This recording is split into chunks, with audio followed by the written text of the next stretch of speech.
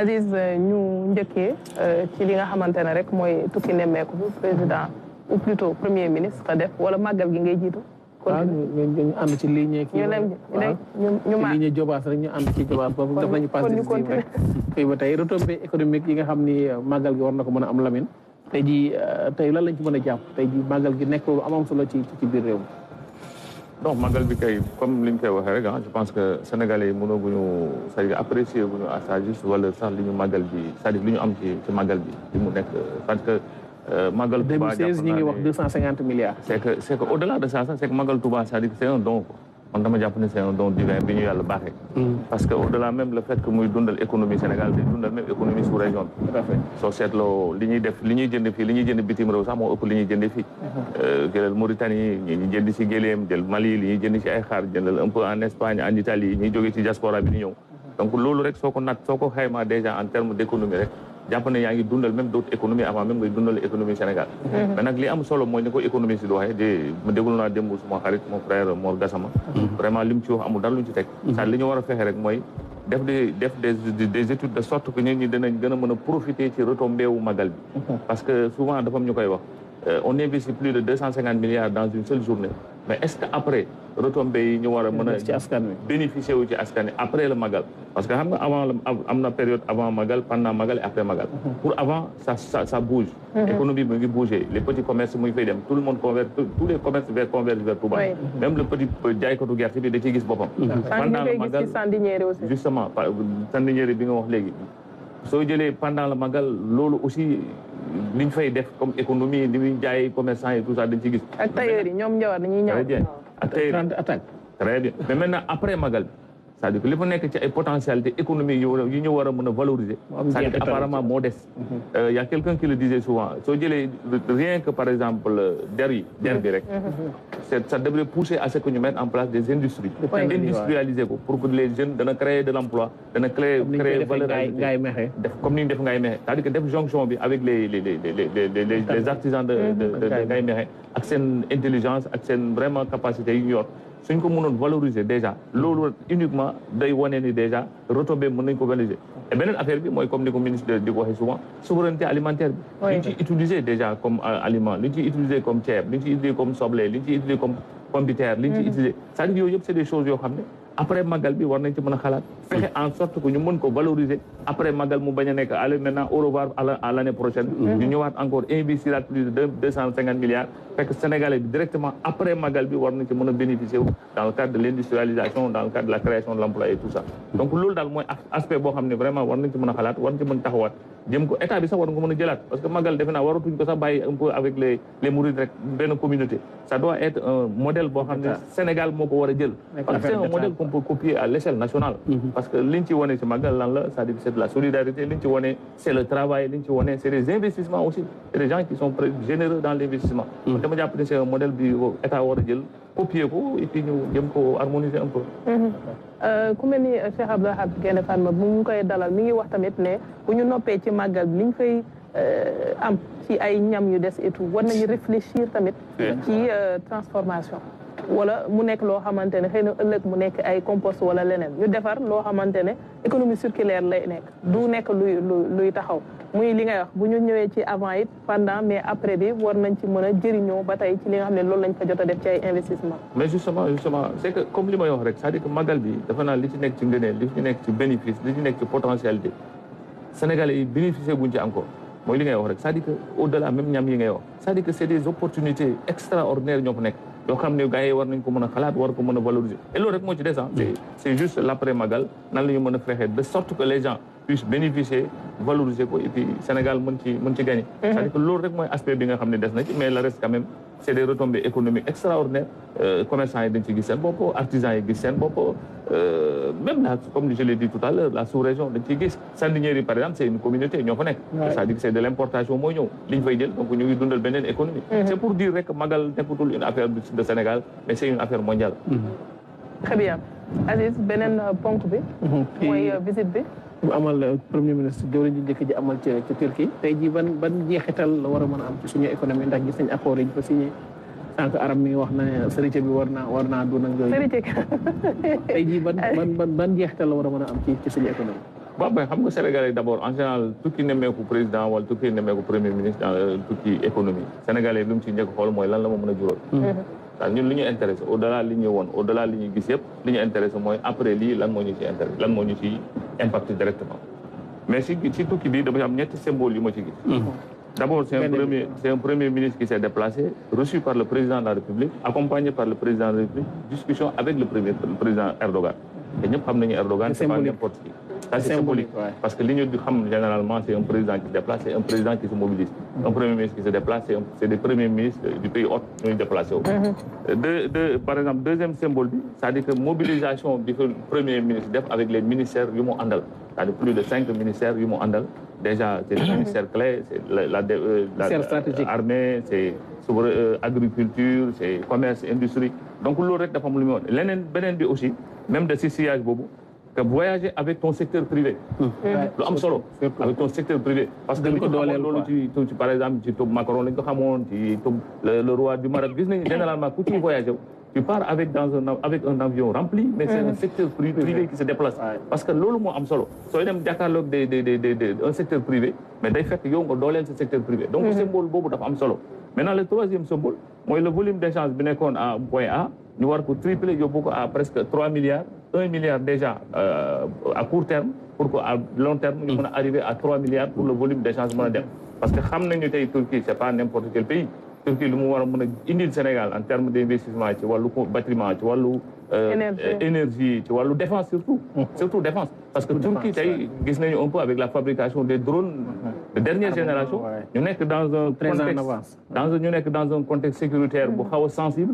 Parce que nous, pratiquement, c'est des menaces qui sont là. Nous devons bénéficier de cette intelligence, nous devons bénéficier de cette hambam, nous devons bénéficier de cette travail.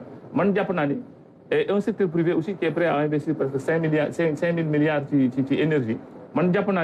C'est une chance et c'est une opportunité que les Sénégalais vont saisir. Oui. Maintenant, c'est de faire en sorte que pour que l'engagement nous transformer à des réalités. Comme nous donnons souvent, c'est des engagements, nous donnons des milliards et des milliards. À l'arrivée, c'est des miettes qui vont arriver. Mais avec vraiment cet engagement-là, vraiment avec cette détermination, le Premier ministre, lors de ce voyage-là, nous avons réglé le Sénégal et nous avons aussi Sénégal. Et je termine un peu par un élément. C'est-à-dire que la diversification des sources de financement. Nous avons des dictatures et institutions financières, mais tu es en train de diversifier pour dire que sans vous, on peut aller avec d'autres. On a vu tout récemment, c'est la Chine, c'est la Turquie. Donc voilà une diplomatie économique. Le Sénégal, on a dit non, j'allais dire que le forum d'affaires, le Sénégal. Investisseurs yi mu ngi leen di tàllal loxo étranger mais bëgg na tam capital bi nga xamante ne moo fi ne ñu daal di dugal seen loxo ci li nga xamante ne mooy projet yeeg yooyu muy dellu si waat encore une fois ci li ñu doon wax mooy ne li ñuy am ñu jëlee ko fii nekk na loo xamante ni état bi saa su ne da koy fàttali pour que secteur privé bi ni nga ko waxee ak ñeneen ñi nga xam ne am nañ possibilité mën a investir ci projet état ñu mën ko def. Non mais justement moi li mu wax rek parce que il a dit primo bi muy commencé déjà il a montré que li ñu soxla ñun on a besoin de le faire d'une manière endogène. ñoo koy wutal suñu bopp ñoo ko liggéey sa bopp mais nag on n'écarte pas d'autres financements on n'écarte pas d'autres partenariats. ñoo xam ne day mën a ñëw en appoint par rapport ak li fi nekk. mooy li nga wax c'est-à-dire que li am solo d'abord c'est de renforcer nga dooleel ce secteur privé soo ko doolelee avec les projets qui sont là dans ce pays-là ñeneen ñi ñëw aussi mën a investir dans ces projets-là et c'est ce qu'on a vu dans cette forme de partenariat avec la Turquie. Donc vraiment je pense que gënal la quoi et on a vraiment espoir que un Sénégal décomplexé. Justement c'est un Sénégal moo tax bi may wax léegi ma ne avec la détermination l'engagement qu'on a vu à travers le Premier ministre man gëm naa ni Sénégal mën na si gëm et leneen aussi moom ak kii arab dafa am solo. Si vous il y a eu des années derrière. Chaque fois qu'un président ou le premier ministre déplacé avec des délégations, les gens ont c'est du gaspillage, les gens ont du tourisme, les gens ont hôtel. Mais pour la première fois, peut-être que aussi ces commentaires-là. Pour dire, malgré il est parti avec une forte délégation, dégoûtement quand même ces commentaires-là pour dire que non, tourisme là, non, d'après des poids. Et on a vu quand même des choses concrètes, on a entendu des choses concrètes. Et maintenant, on attend un peu la matérialisation. Et l'on doit solo aussi. Aziz, oui. Man nak dëkk Turquie bi, waaw, yi tamit bëgg nañ ko fi am. yaa ngi wax sànq ci affaire investissement ci yenn ci projet yi mais ce qu'on a vu à travers les images chaque fois ay reportage yu ñu Aram Ndao di baaxee mooy ne c'est une ville touristique mais aussi li ñu war a mën a jàng ci ñoom ci li nga xamante ne rek mooy expérience bëri na ndax si reportage bi may teewlu sànq maa ngi dégg ci guide bi ci Mosquée Bleue muy wax mosquée bu am 400 et quelques li ma doon wax dans ma tête mooy ba léegi structure baa ngi taxaw taar bi mu ngi koy am muy wane ni loolu itam war nañ ci mën a jëlee ay njàngat pour mën koo am fii ci suñu réew. mais justement c'est-à-dire que potentialité boobu am nañ ko ñu ngi wax léegi pire en termes d'histoire et en termes de nu mu représente ci tourisme religieux bi c'est-à-dire que Pire n'a rien à envier aux autres pays c'est-à-dire que par exemple Turquie dañ ko renforcer Turquie dañ ko préserver et bien may ko doole aussi mais c'est ce qu'on doit faire ici parce que tey ñu ni autant ñoom mën nañ ko def mais autant ñun aussi on peut développer le tourisme religieux parce que rien que le tourisme religieux tu vas à Pire tu vas à Chilogne tu vas un peu vers la Casamance tu as des sites yoo xam ne tey soo ko valoriser woon li ngay am fële da nga koy am fii et puis leneen li aussi Turquie malgré les séismes li ñu am mais malgré les problèmes yi ñu am mais il reste debout aussi loolu li nga ci war a mën a jàngat aussi mooy que ñun malgré toutes les difficultés war nañu mën a taxaw et suñu taxawee rek gëm ni dañoo war a liggéey gëm ni ñoo ci war a mën a génnee si bopp le Sénégal va s'en sortir parce que quelqu'un le disait souvent yàlla def na Sénégal yaatu wuñu bëri wuñu mais yàlla baaxee nañu lépp ci ay kilifa diine d'abord ma koy tàmbalee ci kilifa diine tey ñu ngi waxu Magal Touba Serigne Touba modèle économique la Serigne Touba référence la source d'inspiration à tous les niveaux soo jëlee potentialité économique Sénégal am nañu lépp on a l'or on a le pétrole on a le gaz on a les côtes maritimes on a les potentialités agricoles dans la vallée mais c'est lan moo ñu dese woon am des dirigeants yu taxaw des dirigeants yoo xam ne gëm nañu Sénégal moo leen intéressé fekk c'est pas des renouvellements de mandat moo leen intéressé mais suñ ko développé gëm ko je pense que Sénégal war na ci mën a génn honnêtement la visite du premier ministre Diobass waaw je pense que Lamine décliné li nga xamante ni mooy 3 voire 4 axes yoo xamante ne tey dañ ko fay rafetlu bu baax a baax a baax bu si njëkk mooy le fait que tey premier ministre que dem njiitu réew mi dalal la début ba fin entre parenthèse bi nga xam ne rek peut-être ànduñu ñoom ñaar mooy boo xamante ne tey dafa nekkoon ci forum bi te loolu tamit jàpp nañ ni comme waa APIX dañuy waxtaanee ak ñi nga xam ne ñu may waa Exim bancaire ak yeneen secteurs yi yooyu tamit ñoom seen yëfu bopp la mais nekk na benn visite boo xam ne man je dirais que c'est historique dans la mesure où tey lépp loo xamante ne tey renforcé nañ ko muy ci côté financement ci côté apport ñu ni fekk nañ ko point A bëgg nañ ko yóbbu point Z loolu rek déjà c'est à saluer beneen bu ci des wax nañ ko mooy lépp loo xamante ne tey am na fa comme opportunité comme potentialité ñoom bëgg nañ ko saisir je pense que si forum des affaires bi Sonko premier ministre Ousmane Sonko wax na ko mooy que tey Sénégal yaatal na ubbil na li nga xam ne mooy ay buntam pour que Turquie mën a ñëw investir ñu ngi fiy investir d'ailleurs bu baax a baax mais tamit pour ñu gën a renforcer li nga xam ne mooy seen investissement je pense que déjà la fekk ñu ubbi leen bunt yooyu noonu rek te aussi tamit il compte beaucoup sur eux parce que tey lépp loo xamante ni tey wane nañ ko wala lépp loo xamante ni tey wane nañ ko en terme de disponibilité mais aussi tamit en terme de collaboration loolu tamit je pense que vraiment mu nekk na ay éléments de langage yoo xamante ni tey ku ko gis da nga xam ne Sénégal vraiment ak Turquie ci kanam la jëm. Aziz na ci kontaan parce que mu mel ni stade bi. bokk na ci li nga xamante ne indi nañ ci seen expertise bu ñu jëlee aéroport international Blaise Diagne ci liggéey bi tam bokk na ci yoo xamante ne Sénégal yàgg na jëflante ak réew bu mel ni. xam nga tey fii mu nekk nii Sénégal ñu ngi jëm ci JOJ te Diamniadio ay na yëwoon am na loo xamante ne mi ngi fi mais. Bara Diouf DGP mu ngi fa woon exactement mi ngi fa woon FONGIP ton ami Dame Mbodj mi ngi fa woon. donc tamit yooyu yëpp dafa nekk yoo xamante ne tey dafay ñëw pour accélérer li nga xamante ne mooy en terme d'investissement en terme d'infrastructure de financement mu gën ko gaawal. donc aussi tamit su fekkee Turquie yi tamit ñëw nañ pour accélérer loolu tamit c'est à saluer. oui jërëjëf Diobass ma taxaw si lenn tudd nga fi sànq. ñaar yoo xamante ne muy Turquie Chine mais premier ministre noonu tamit la ko defee ci biir Afrique am na dëkk yoo xam ni jot na fa dem lan lay indi ci impact. ci li nga xam ne mooy suñu jëflante surtout bu ñu sekkee ay demlante ak dikk bi wala ñu am ay transaction yoo xam ne ñu ngi koy def lan la war a am comme impact ci biir Afrique ci li nga xam ne def na ko ci tukki nemmeeku pour Sénégal. Non, c'est-à-dire que, comme nous dit, c'est-à-dire que d'abord, il faut commencer par ce qu'on appelle la diplomatie de proximité. Voilà, ngay jéggi dem Turquie ou la Chine, il faudrait d'abord que tu ratisses autour de toi. Oui. Parce que l'autre dégo Chine, l'autre dégo Turquie, l'autre dégo États-Unis, l'autre dégo Mali, dégo Mauritanie, parce que vous êtes obligés de vivre ensemble, de travailler ensemble, surtout dans le domaine sécuritaire. Oui. Parce que là, en relation, d'abord, il faut qu'il y ait des négociations de vie. Parce que dans l'Afrique, d'abord, c'est l'union. Il faut que l'Afrique d'ailleurs, l'Union Turquie j'appelle, l'Union Chine j'appelle, si nous bolons sur bir, bolons sur nous, bolons sur nous dolé, on ira nulle part. Et surtout qu'on est à l'ère des grands ensembles. Il faut d'abord renforcer, par exemple, défendre sa assise, défendre ce togoy, très bien, vers d'autres horizons, avec d'autres partenariats, sous l'angle d'un partenariat gagnant-gagnant. Parce que partenariat Turquie-Sénégal, gagnant-gagnant, peut-être quelque part entre guillemets, on ne pas utiliser gagnant-gagnant, mais on est un partenariat responsable. Au moins, avec beaucoup de respect, Turquie est ici, Sénégal est ici. Effectivement, il y a le stade de Turquie, AIBD, Turquie, ils ont continué. Ça veut dire que c'est important. Nous commençons à liguer.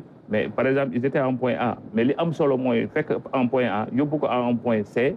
C'est parce que déjà, il faut d'abord ce travail, d'abord cette image, aussi les intérêts. Parce que les pays n'ont pas d'amis aussi, ils n'ont que des intérêts. Erdogan, Ousmane Sonko, c'est parce qu'il a des intérêts au Sénégal. S'il n'a aucun intérêt au Sénégal, le Sénégal doit tarder. Mais au-delà de ça, personnalité aussi d'abord solo. Jar-jar am solo. L'ingay aussi d'abord am solo. Mais sinon, les gens aussi, pour les bailler dans la cuisine, comme on dit, après dem sen yoon. Dans la cuisine.